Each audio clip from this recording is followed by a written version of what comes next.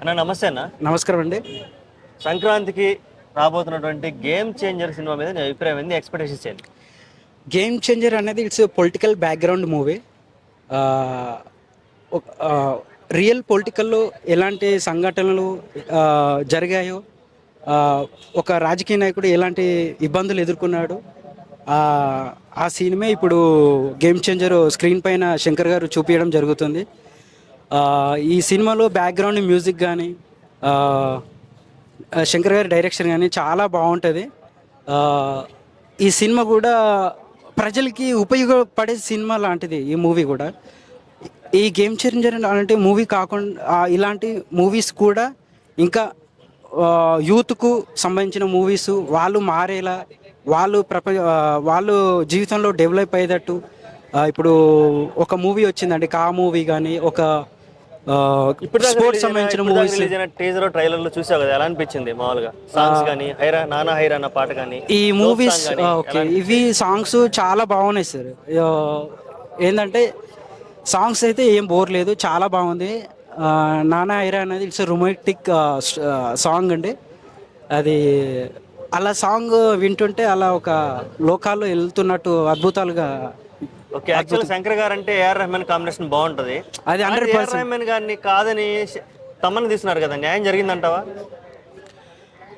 ఇప్పుడు దీని గురించి చెప్పాలంటే ఎవరి టాలెంట్ వాళ్ళదండి, ఎవరి మ్యూజిక్ స్టైల్ వాళ్ళదండి.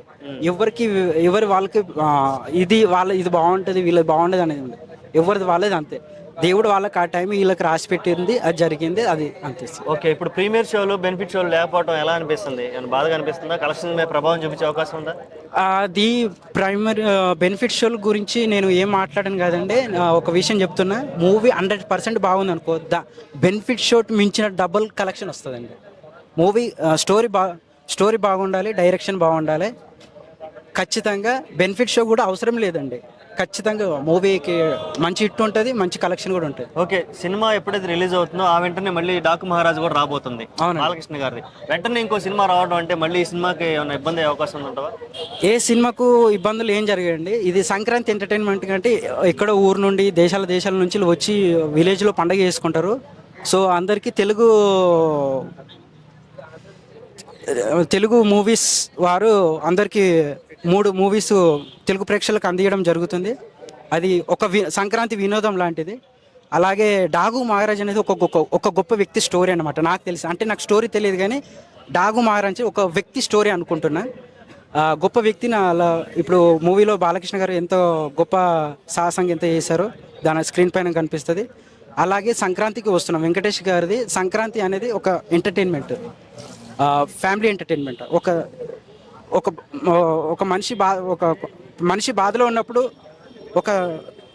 ఆ బాధ పోవడానికి అనేది సంక్రాంతి ఎంటర్టైన్మెంట్ అనేది మూవీ. సంక్రాంతికి వస్తున్నాం అనేది మూవీ. అందరూ సంతోషంగా ఉంటారు. తెలుగు ప్రేక్షకులు అందరికీ హ్యాపీ సంక్రాంతి. జై హింద్.